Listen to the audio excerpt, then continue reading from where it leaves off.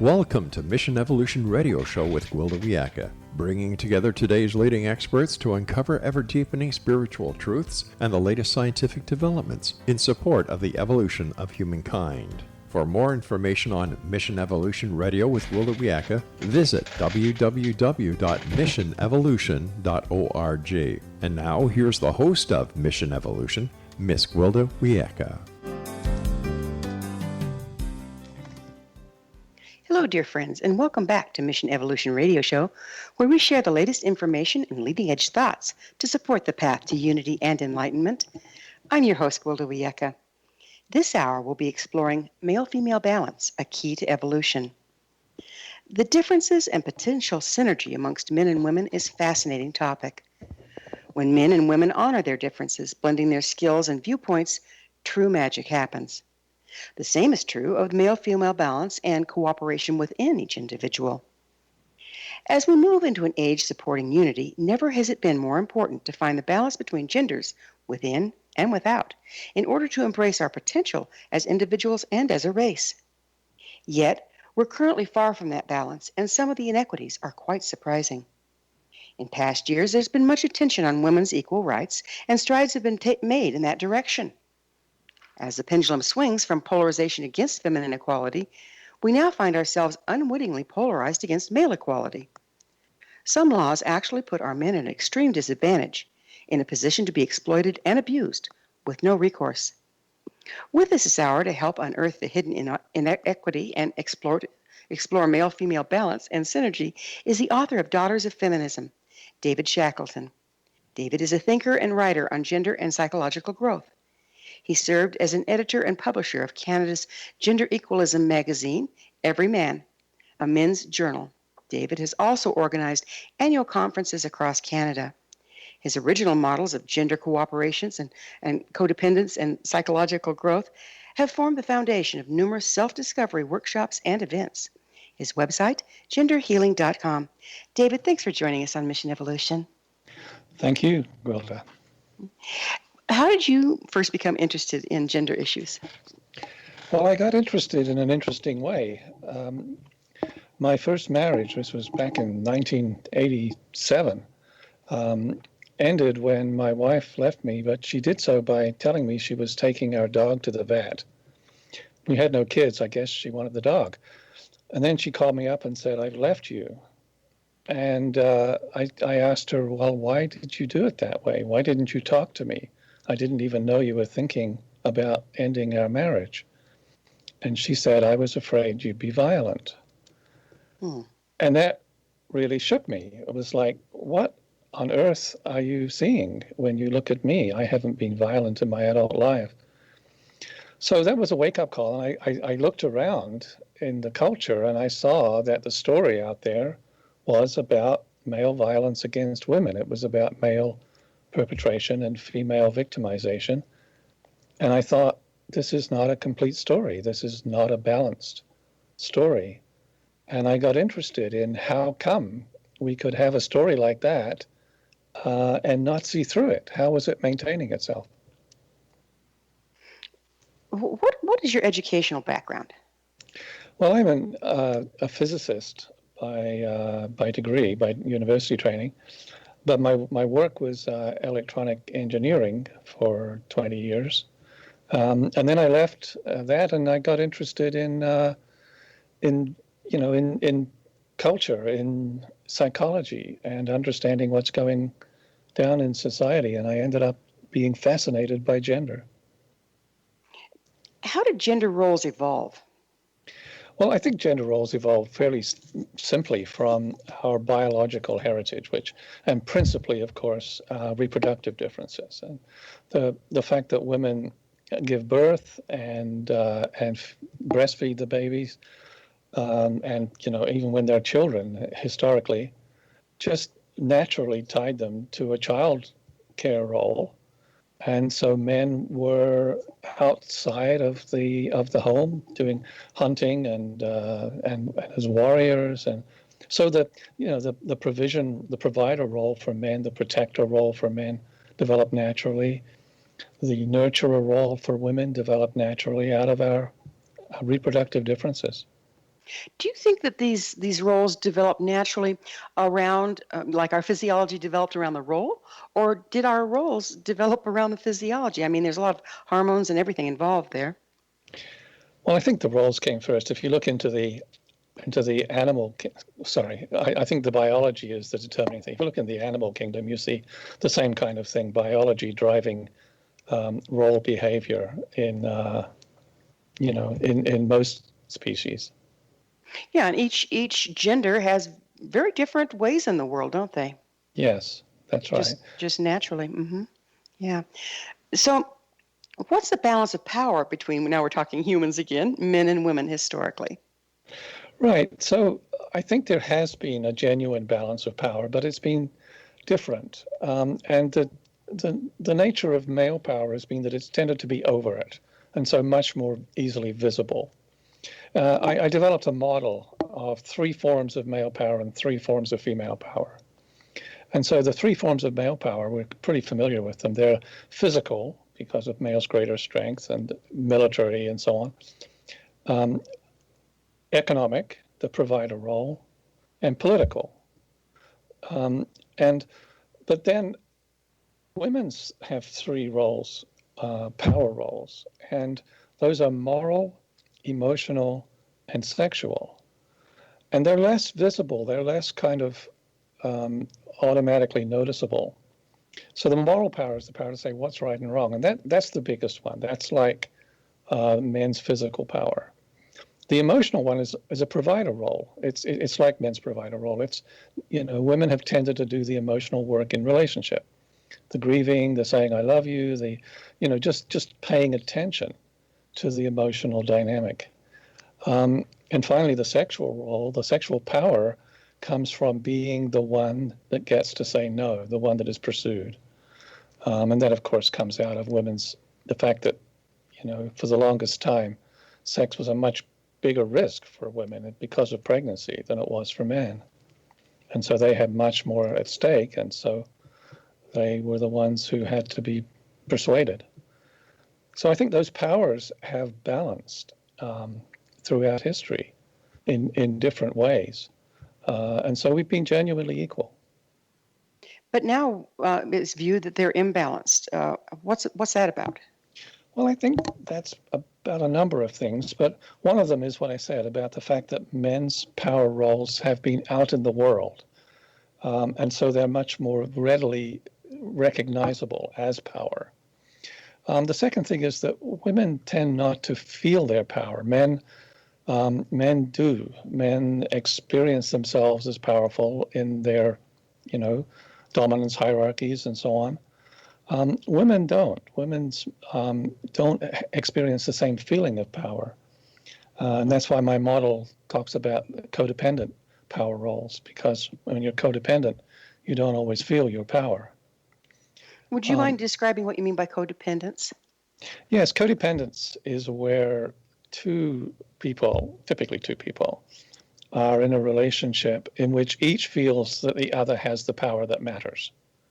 It doesn't even have to be 2 people. Codependence is also a model for like the relationship between an addict and say alcohol. Mm-hmm. And so, but the key thing about codependence is that each one sees the other as having the significant power. So if you take a sort of a stereotypical example, it might be that a wife who nags her husband and she feels like he's determining her behavior because, he's not attentive or he doesn't listen to her or whatever. And the only thing she can do is get on his case again and again. But he feels that the reason that he's not listening is because she's on his case all the time and going on and on. So it's like each feels that the other one is determining their behavior.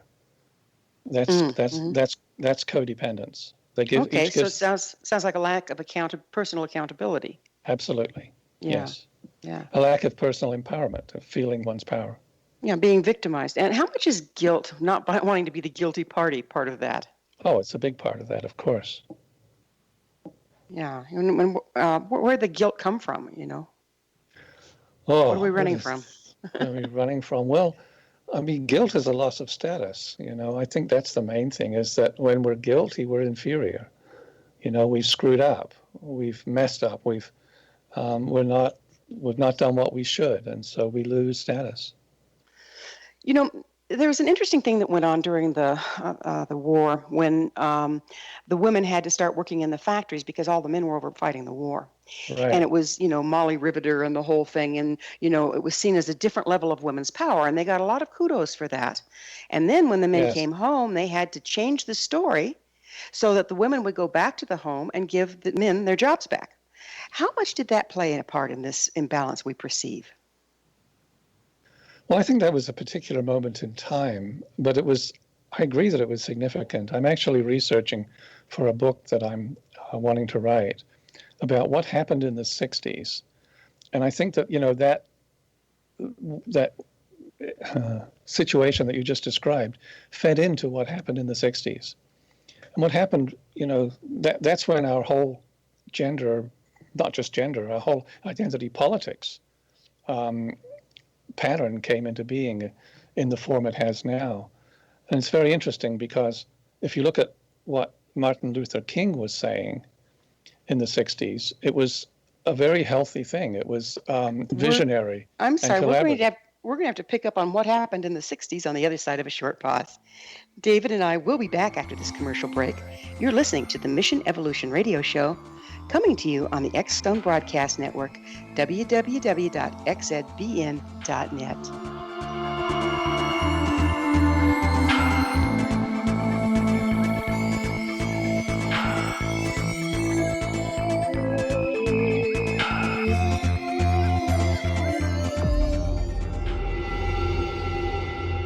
Whether you're a skeptic or a believer, join me, Rob McConnell, as together we'll investigate the world of the paranormal and the science of parapsychology here on the X-Zone Radio TV show on XZBN and the X-Zone TV channel on Simul TV. Since 1990, the X-Zone Radio TV show has been the place where people dare to believe and dare to be heard. Together, we'll investigate UFOs, aliens, ghosts, Bigfoot, psychic phenomenon, lake monsters, conspiracy theories, government cover-ups, the truth embargo, alien abductions, ESP, haunted locations from around the world, and so much more. With over 28 years of broadcasting and more than 4,500 individual guests, the X-Zone is truly a place where fact is fiction and fiction is reality, as evidenced by the credibility, integrity, and professionalism of the guests that we bring to our international audience. If you have seen a UFO, had a close encounter, seen a ghost, Bigfoot, lake monster, or a story that you would like to share or have investigated, contact me, Rob McConnell, by sending me your email to xzone@xzoneradiotv.com, or you can call toll-free 1-800-610-7035, extension 143, and on Skype, X-Zone Radio TV. For more information on the X-Zone Radio TV show with yours truly, Rob McConnell, visit www.xzoneradiotv.com or www.xzonetvchannel.com or simultv.com and xzbn.net. Until next we meet here in the X-Zone from our broadcast center and studios in Hamilton, Ontario, Canada, always remember, X-Zone Nation, keep your eyes to the sky and your heart in the light.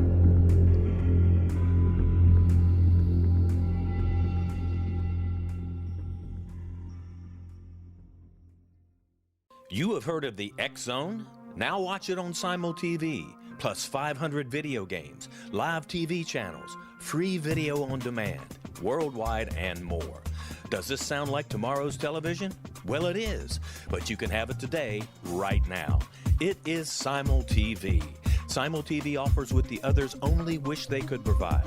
15 exclusive channels like X-Zone, Sci-Fi, and Horror. We are worldwide. No other provider offers that. 500 built-in video games. No need to have an extra expensive system. We have them included. Free video on demand. Live streaming events from around the world. Interactive online network, and much more. Tomorrow's TV today. Simul TV. Sound too good to be true? Well, it's not. You can have Simul TV today. Sign up at simultv.com. Do it today.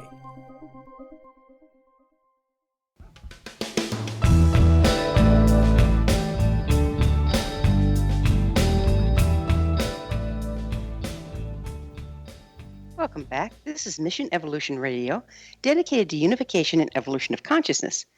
Remember, past episodes are available on our website, missionevolution.org. I'm your host, Gwilda Wiyaka. Our guest this hour is David Shackleton. His website, genderhealing.com. So, David, tell us, what happened in the 60s? Well, it's very interesting. What happened was that we started with a really healthy identity movement led by Martin Luther King, who was basically asking for collaboration between whites and blacks to achieve the vision of gender equality. If you've never seen his "I Have a Dream" speech, it is beautiful. I do recommend that you watch it on YouTube. But anyway, he was assassinated in 1968, just about exactly 50 years ago. And what we were left with, and have had ever since, was a grievance-based movement that's essentially accusatory and not collaborative at all. So, we've seen essentially I would say, a dysfunctional gender politics and identity politics movement hold sway in society for the last 50 years, one that is essentially about finger pointing and moral superiority. So, what is gender politics? What is gender politics? Mm-hmm. It's the politics of gender. And gender is the business of social power. So we're talking about the business of social power around gender. Mm. How much is that impacted by, say, the media and the roles that are portrayed through movies and advertising? Well, I think it's affected a lot, but I would see those more as effects of the basic psychology than as drivers of the movement. So, and I think the basic psychology comes out of our gender history that we were talking about earlier. Women were the protected class. They were necessary. They were the key to physical, genetic reproduction of the children, and so they had to be protected, and that's how come they were so valuable. And so you develop empathy for the protected group. You develop compassion because that drives the protection, but you don't develop compassion for the protector because then you won't let him do his job. He can't put himself at risk. And so we have greater compassion for women because of that. And because on the other side, because of women's moral power, less accountability, less ability to hold women accountable. They're seen as the ones who are not powerful. So essentially what we need to evolve to real gender balance is accountability for women and compassion for men. So men have difficulty connecting with their compassion and holding up their role of protector? Yes, indeed, but not just men, of course. This is women as well have difficulty having compassion for men in general. Why do you suppose that is? Well, I think it comes back to what I was saying, that they've been the ones that were disposable. They were the warriors. They were the protectors. They were the ones that went out and did the work that was needed to be done, but was, quite dangerous. And so you don't develop compassion for those people. If you do, it's hard to have them do those jobs. Mm. Mm. So things are changing, though. We're no longer in a hunter-gatherer society, and not all of us have to go to war. I'd like to see it where nobody had to go to war, but women are also being part of the military now. How are our roles needing to adjust to keep up with the times? Well, I think that what we've seen happening for women is the sign of the future, that women have moved out of being only in a domestic role and moved into the roles in the outer world. We need to see the same happen for men, that they move out of only a role in the outer world and move into the domestic role. But I see that as being more stalled. We're still seeing I mean, we're still seeing women as the primary parent, for instance, in family court disputes where both parents want custody. We basically give the children to the mom and stick the father in that traditional provider role. Yeah, it's isn't that changing some, I hope? Well, I hope too. I mean, we're seeing more fathers, I think, staying at home. But there's still a lot of stigma associated with that, where there is for the women. I'd like to see it change a lot more quickly. And there's still a lot of gatekeeping by the women who want to be the primary parent, who don't want to have, when the 2-year-old falls over, he runs across the room and says, "Daddy, Daddy." Women who experience that feel like they've lost something when they're not the primary one. How much is that driven by hormonal issues? Oh, I really don't know. Yeah, that's a huge question, isn't it? It is. I think that obviously there are some biology pieces, but we've in our gender work so far, we've said, well, those things don't really matter. Let's set a vision, and I agree with that. Let's set a vision of equality, where we want to offer opportunities to everybody, every gender, to take on whatever role they want, and then let's let it roll out the way it does. Mm-hmm. I have had the amazing privilege of working with some very well-balanced and understanding men. My producer, my son and I were in business together. And when the two of us come together, equal but different, just magic happens. Yeah. How can we, could you speak to that a little bit? How can we support our differences are our differences, and that can be our strengths if we come together with them? Yes, indeed it can.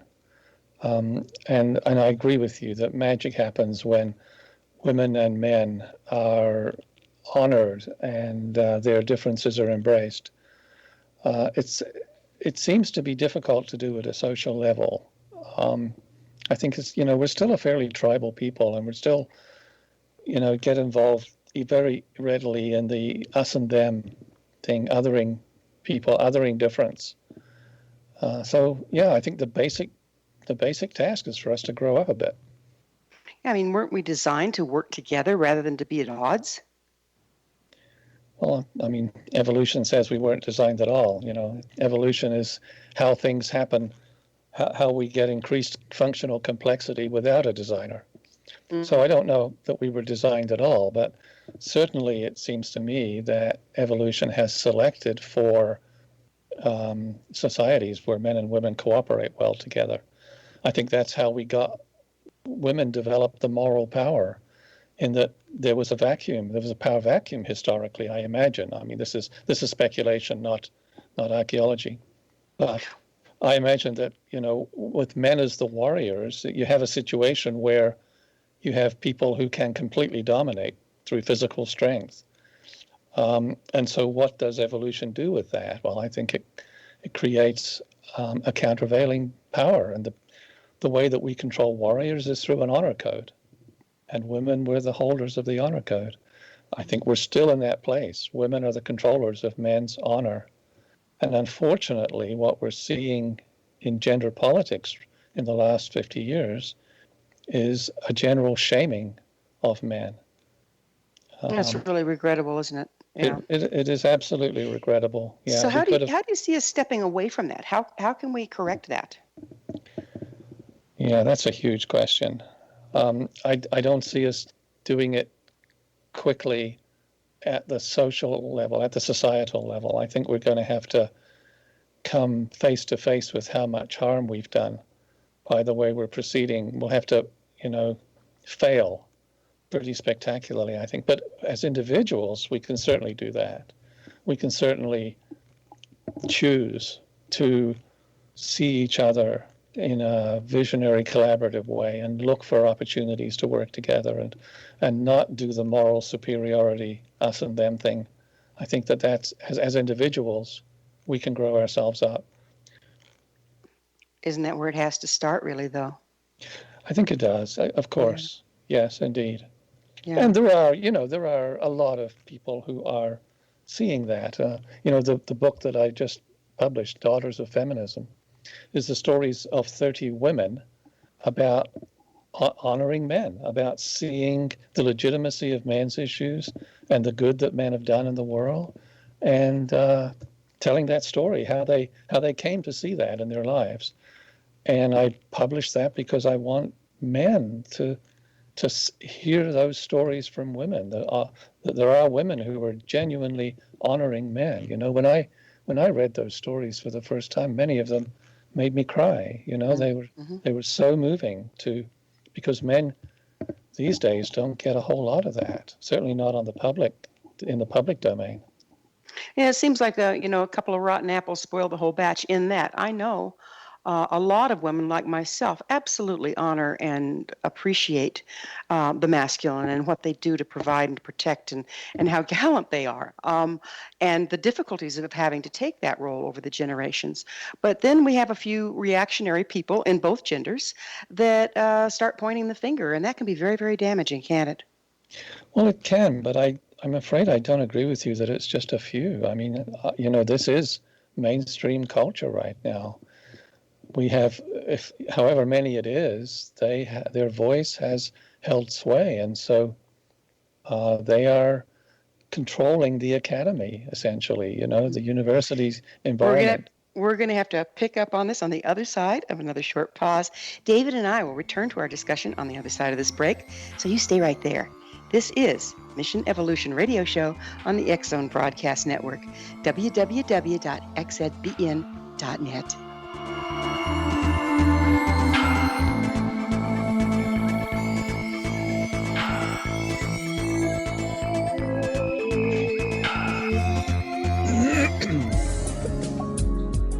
From our broadcast studios in Hamilton, Ontario, Canada, to the world and beyond, you're watching the X Zone Broadcast Network, www.xzbn.net.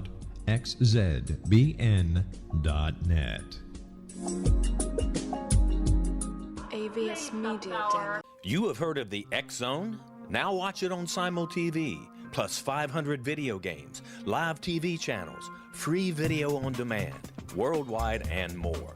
Does this sound like tomorrow's television? Well, it is, but you can have it today, right now. It is Simul TV. Simul TV offers what the others only wish they could provide. 15 exclusive channels like X-Zone, Sci-Fi, and Horror. We are worldwide. No other provider offers that.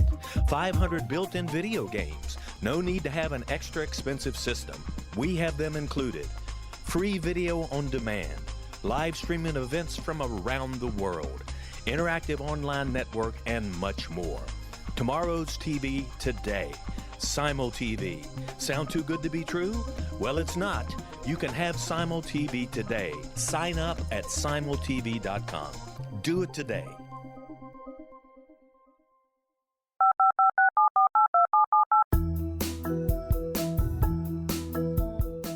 Did you know that when you're on the road with limited data or Wi-Fi, you can still listen to the X Zone Radio Show with Rob McConnell, The Science of Magic with Gwilda Wiyaka, X-1, Dimension X, Space Patrol, and every minute of the X Zone Broadcast Network by calling 213-401-0080, courtesy of Audio Now. No smartphone, app, or internet needed. It saves your data plan, and it's free if you have unlimited minutes. Call 213-401-0080 to listen on any phone, anytime, anywhere. Remember 213-401-0080 for the best of the paranormal, parapsychology, and sci-fi radio programming anywhere, 24/7, 365.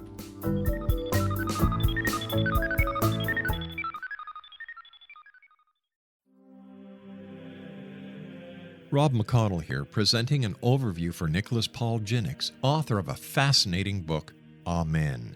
It presents facts revealed by Egyptologists, facts that enable us to understand why Amen is the beginning of creation of God. It provides recommendations for religious leaders of the major religions to unify their beliefs and teach the Word of God. Love one another. Amen informs people how mankind conceived God.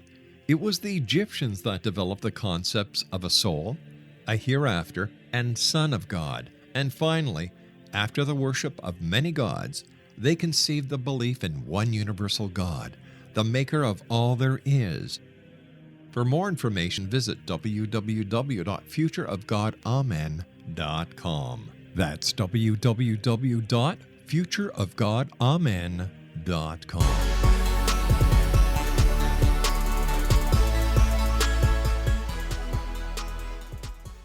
Welcome back. This is the Mission Evolution Radio Show, www.missionevolution.org. We're bringing the latest tools and information to support the path to enlightenment. I'm your host, Gwilda Wiyaka. Our guest this hour is David Shackleton, his website, genderhealing.com. David, I'd like to talk a little bit about, we're talking about how starting within, each individual is really the place that we're going to have to go to shift this imbalance that we're all enjoying or not enjoying. Right. But how about finding male-female balance within ourselves? Yeah, that's an important place to start, and I agree with you that that's probably the best place for us to start. My own experience has been that in the last few years, I've experienced myself as developing what I think of as my feminine archetypal side, and a lot of tears, a lot of feeling loving and expressing love towards people, and that feels like a balancing of me as an individual. But I'm 65 years old. I think it comes late to us often because we do still not so much expect. I think that there's a story in the culture about balance and but somehow life seems to separate us and push men in one direction and women in another. We certainly kind of are in a tangle at this point, and I think a lot of people are suffering because of it. Don't you? I do, yes. I don't think we're in a good space. I think that actually what we're seeing around gender in society is very dark. I don't think it's and it seems to me to be heading down rather than up in terms of the social. But I do believe that this is an evolutionary process, and that in a sense, what I've been talking about women's moral power, and the fact that we're seeing that being exercised in society around gender and all identity politics. But I think the long-term purpose of this is for us to take women to a place where they are genuinely balanced and where they are comfortable with accepting accountability. We have to see that women aren't these innocent creatures that need to be protected no matter what. And the way we'll see that is by seeing that they can abuse power just the way that men can. Except it's more hidden. Well, but it's becoming less and less hidden. I mean, have a look at Me Too that's happened in the last year or two, right? That's an exercise of pretty much moral power, women mainly, shaming men on the public stage and destroying lives. And, we're seeing that it's an exercise that's unjust. We've tossed over hundreds of years of development of legal principles that protect the accused, and we're just tossing them out. Well, I think that we'll see as this goes on. I expect that we will see more and more that the dark side of women, and that will take them off that moral pedestal, and they'll stand right beside men. I believe that that's what these times are bringing, is bringing the true feminine goddess power, the true feminine, which is not what we're looking at in the shadow. I think that the shadow of woman has developed over the time when we were in a patriarchal time, but that was just a time. That was just a frequency that was being supported. Now as it's shifting, don't you think that this things getting worse, this upheaval, is a result of the old systems failing, and bless them to fail? Well, yes, you can certainly look at it that way, and I do look at it that way. Yes, we're running on a kind of a momentum, but I don't believe that this. I mean, it sounds like what you're suggesting is that men had the power historically, and that women are stepping forward now. And I don't. No. That's No. not what I meant. No, I just meant that we have been in a time when the more masculine energy, not men, just the more masculine energy has been predominant, and now we're moving into a time when we're moving into a time of balance. So, but as you move out of one framework into another, there comes a time of chaos. And I don't think socially, I'm just talking energetically, where we are in the galaxy, the energies we have to work with, that it's coming to a time when we're looking for balance versus polarization. I think you're right, yes. And another way we can look at the 60s is that there was a great influx of feminine energy, the whole hippie movement, make peace, not war, love, flowers in your hair, like a big feminine energy input into the culture. And yes, we have to struggle to find how do we accommodate that, and how does it actually reach equality with the masculine? Right, and at the same time, that over the years, a shadow has developed from the traditional roles that has women unwittingly being perpetrators and not even knowing it.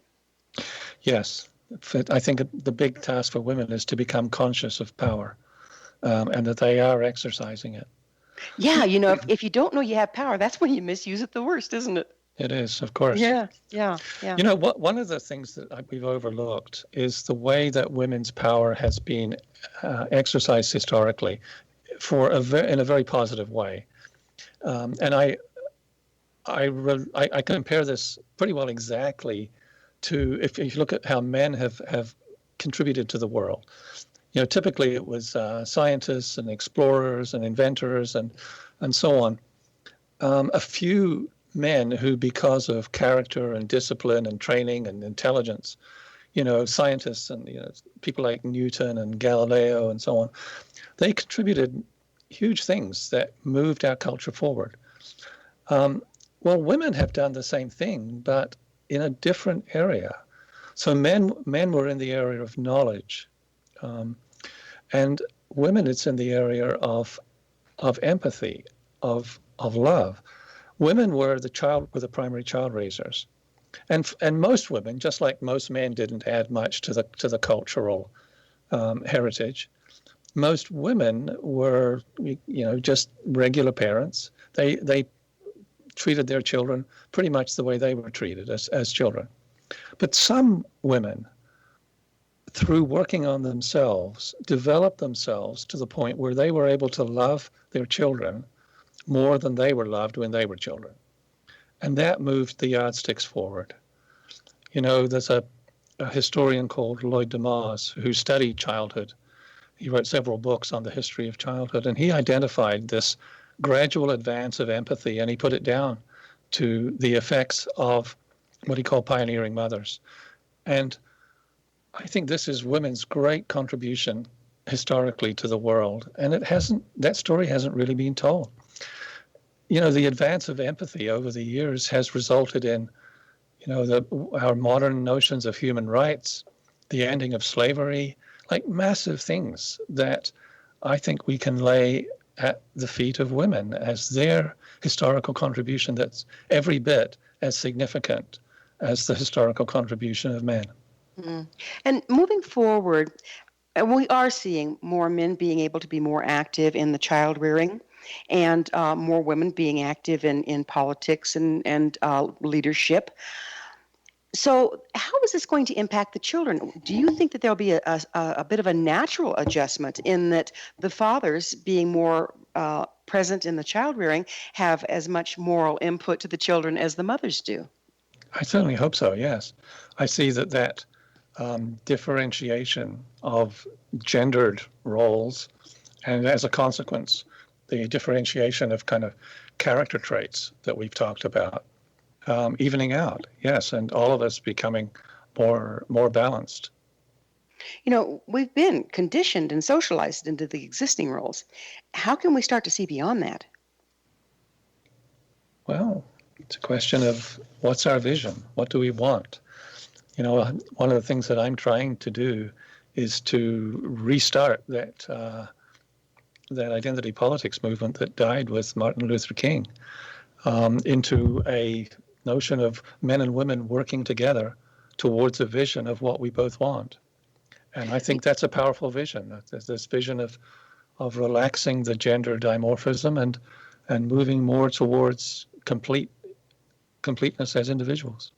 I love the way you put that, because what we focus on is what we build. And if we're focusing on what's wrong, we build more wrong. But if we can come together with a beautiful vision like Martin Luther King had and work towards it, I think magic can happen, don't you? I do. I think that's how it does happen, is when we trust each other and work with each other and share a vision and negotiate a vision together. You know, that's what didn't happen around gender. Is what, you know, we basically had a story of women saying, well, this is what's happened to us, but there was no negotiated, well-intentioned process for achieving a joint vision. Well, you know, our brains work very, very differently, masculine and feminine. I mean, there's a lot more connections between the left and the right hemisphere in women, and therefore we think differently.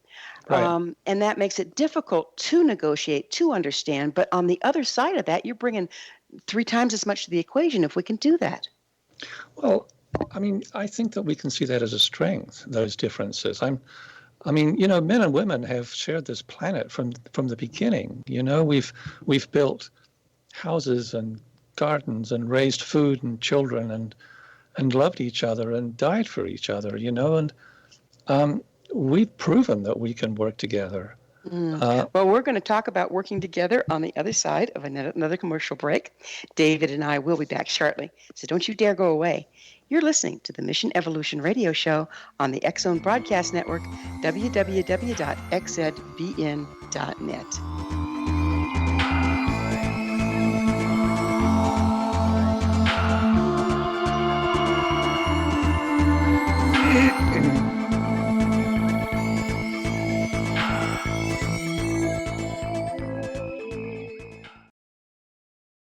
You have heard of the X-Zone? Now watch it on Simul TV, plus 500 video games, live TV channels, free video on demand, worldwide, and more. Does this sound like tomorrow's television? Well, it is, but you can have it today, right now. It is Simul TV. Simul TV offers what the others only wish they could provide. 15 exclusive channels like X-Zone, Sci-Fi, and Horror. We are worldwide. No other provider offers that. 500 built-in video games. No need to have an extra expensive system. We have them included. Free video on demand. Live streaming events from around the world. Interactive online network, and much more. Tomorrow's TV today. Simul TV. Sound too good to be true? Well, it's not. You can have Simul TV today. Sign up at simultv.com. Do it today.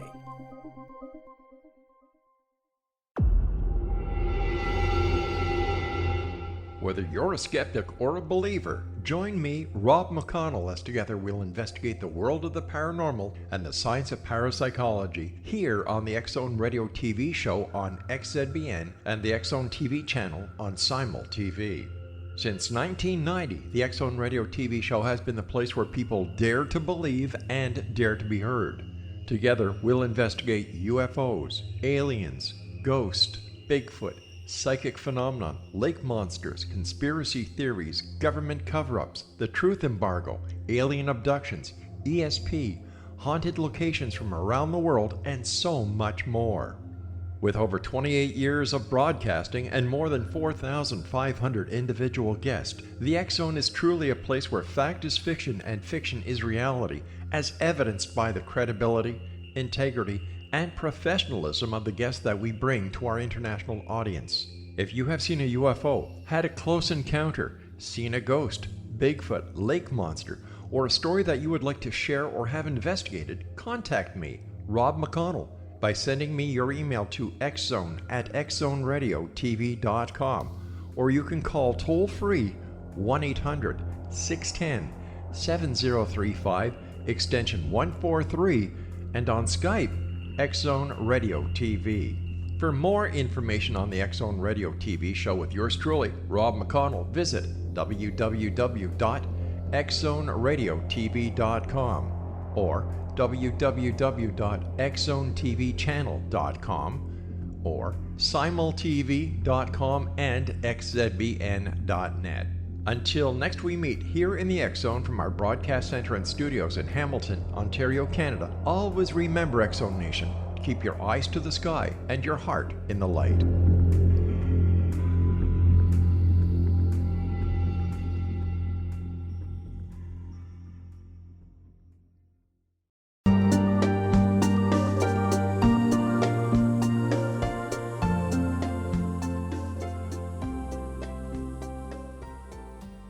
Welcome back. This is Mission Evolution Radio Show, www.missionevolution.org, bringing the latest developments in an evolving world. I'm your host, Gwilda Wiyaka. I always love suggestions from my listeners. You can email me at info@missionevolution.org to propose a topic or a guest that's on your mind, and I'm sure we'll all enjoy them. Our guest this hour is David Shackleton. His website, genderhealing.com. So, David, what is contemporary identity politics? Oh, well. Contemporary identity politics is all of the politics of identity as we're seeing it today. So that would include all of the LGBTQ and the men and women, the racial politics, the politics of basically any transgender, any identity issue. And as I've been saying, I don't think it's really operating in a healthy way. I think it's operating through a kind of a moral superiority grievance process, and I'd love to see that change. So it's polarization, right? It's Very polarization. polarized. You know, here's what I would like to see. I think that a really good, healthy movement should start with gratitude, should start with us looking into history and saying thank you. Thank you to men for thousands of years of providing, protecting, building homes, developing government, inventing things. And thank you to women for thousands of years of loving partners, of child raising, of homemaking, of advancing empathy in the world. I think if we start with gratitude, we start in a healthy place and we're ready to work together. Gratitude is absolutely huge. And I think, every year I live and the more I do these interviews and stuff, the more profound that's becoming. Is without gratitude, we don't accept or enjoy anything. Yeah. It just disappears. Yeah. Yeah, can't make use of it. So how do you see us changing? We've looked at the history and how we got to this point, and I'm with you. I'm still not sure how we got to this sad state of polarized affairs between the genders. But how do you see the future unfolding in gender relationships?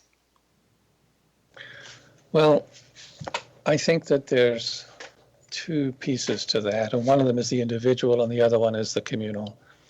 The communal, let's start with the individual. I think individuals are basically responsible for their own lives, and I've seen individuals turn their lives around. So I wrote, or I published Daughters of Feminism to try to do that as an inspirational book. I wanted stories that would catch people's imagination about how we can grow ourselves up, and that it's worth taking some risk and extending ourselves out in order to move towards a vision that we want in the world for our own lives. So I'm hopeful around individuals, and I see my work touching individuals here and there, and them reporting to me that it's changed them. I guess the communal is the rolling up of all the individuals, and I think that's a slower process. But I do note that sometimes things do seem to turn on a dime. I think that at the communal level, things can be getting ready to change, and then suddenly there's a kind of a crystallization, and a new idea spreads through the culture. I've been very encouraged by Jordan Peterson, the effect that he's had, a Canadian academic who's become the world's leading public intellectual right now. And he's essentially saying a very healthy message about responsibility for young men and gender politics that is not accusatory. So that it seems to me like there could be, we could be getting closer to a sea change. I don't know. We know we've seen that in so many things. Let's just talk about science. They say, well, Ford invented the automobile, but actually, at the same time he invented his, various ones were invented at the same time all across the globe. And we've seen that again and again and again and again, where we reach a cultural or scientific base, they call it in sociology, that then allows for this new breakthrough to happen in seemingly unrelated places. Can it happen like that for this shift into balance? I hope so. I would love to see that. But by its very nature, it's hard to anticipate. It's hard to predict. Well, I think it's so easy to look at everything falling apart and think it's a bad thing when indeed maybe structures need to fall first. Yeah, maybe so. Certainly things need to get out of the way so that you can grow. And I guess we need to become aware of the darkness, of the downside of the existing before we become ready to embrace the new. Yeah, you have to look in the shadows before you can look in the light, don't you? Yeah. Yeah. What do you think is the largest thing standing in the way of equality? That's a good question. I hadn't thought about it that way before. I think it's our fear. Our fear of, I think that, who was it said this? Was it Gandhi? I don't know, but that, the thing that we fear the most is our own empowerment, is genuine empowerment. That's a scary thing, to be actually free, to be actually responsible for our own choices. There's a lot of comfort in saying, well, I'm the way I am because of all the things that happened to me. And that's such a huge thing. It doesn't matter whether you're male or female. We might understand. We've done some introspection. We know why we are what we are, but we don't take that next step to changing it. Do you think guilt plays a big piece in that? I think guilt plays a big piece for women. I think guilt is a real block for women. I think because of their traditional moral power, and the fact that it's founded largely in a sense of innocence. And that's why there's all this clamor whenever we try to hold women accountable. There's a claim that that's blaming the victim. And we need to get, I think that's the big challenge for women is guilt. But for men, I think it's different.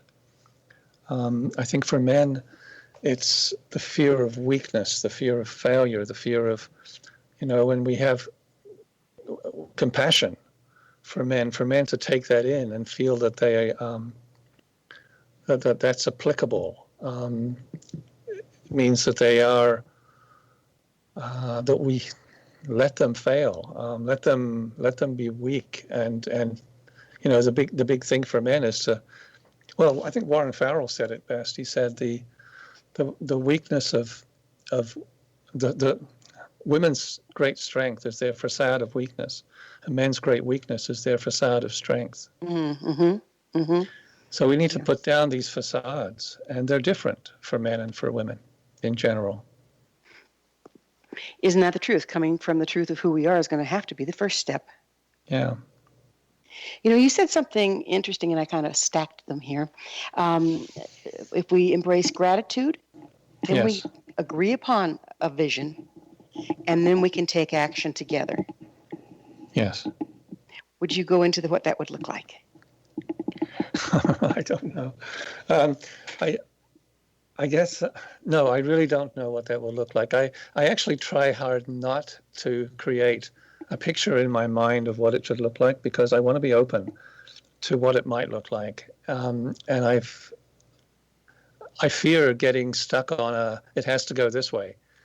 And so, I've actually resisted trying to tell myself what it will look like. Like, for instance, there's a lot of focus on the notion of what gender equality will look like in terms of outcomes. But I don't think that's a healthy place to go. We spent too much time trying to manage outcomes, to have as many women CEOs and as men and all that kind of thing. And basically, it undermines choice. women might not want those roles as much as men, or might not feel the need for them, or whatever. And the same with childcare. I don't know if as many men as women will want that. I do. That's one of the things that I feel like I missed in my life. But so in terms of outcomes, I don't know what real equality will look like.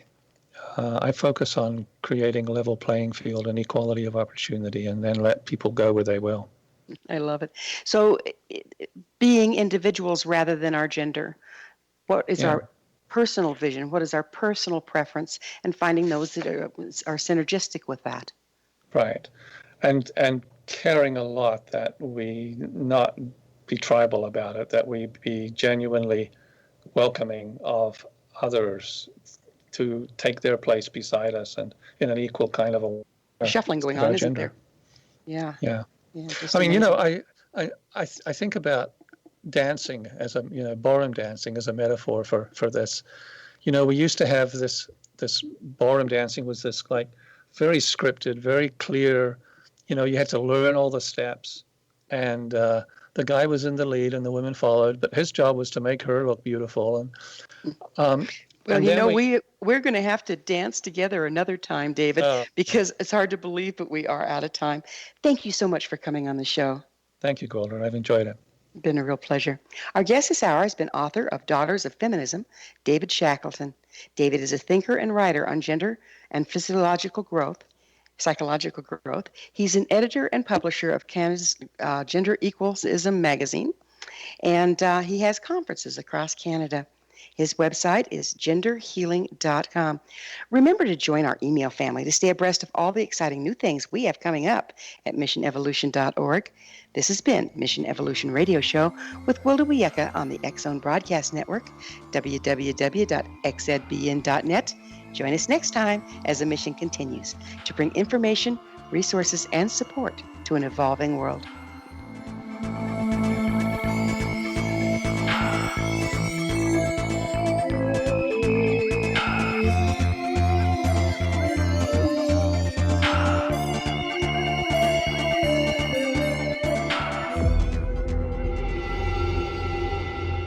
Whether you're a skeptic or a believer, join me, Rob McConnell, as together we'll investigate the world of the paranormal and the science of parapsychology here on the X-Zone Radio TV show on XZBN and the X-Zone TV channel on Simul TV. Since 1990, the X-Zone Radio TV show has been the place where people dare to believe and dare to be heard. Together, we'll investigate UFOs, aliens, ghosts, Bigfoot, psychic phenomenon, lake monsters, conspiracy theories, government cover-ups, the truth embargo, alien abductions, ESP, haunted locations from around the world, and so much more. With over 28 years of broadcasting and more than 4,500 individual guests, the X-Zone is truly a place where fact is fiction and fiction is reality, as evidenced by the credibility, integrity, and professionalism of the guests that we bring to our international audience. If you have seen a UFO, had a close encounter, seen a ghost, Bigfoot, lake monster, or a story that you would like to share or have investigated, contact me, Rob McConnell, by sending me your email to xzone@xzoneradiotv.com, or you can call toll-free 1-800-610-7035, extension 143, and on Skype, X-Zone Radio TV. For more information on the X-Zone Radio TV show with yours truly, Rob McConnell, visit www.xzoneradiotv.com or www.xzonetvchannel.com or simultv.com and xzbn.net. Until next we meet here in the X-Zone from our broadcast center and studios in Hamilton, Ontario, Canada, always remember, X-Zone Nation, keep your eyes to the sky and your heart in the light.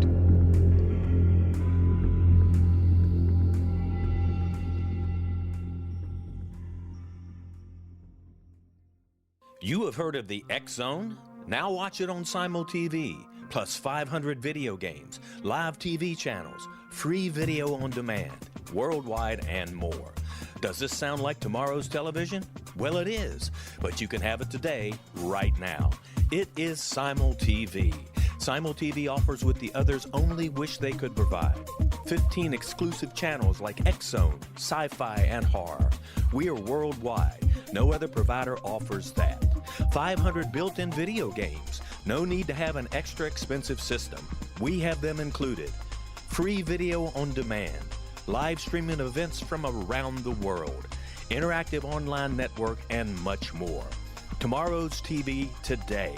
Simul TV. Sound too good to be true? Well, it's not. You can have Simul TV today. Sign up at simultv.com. Do it today.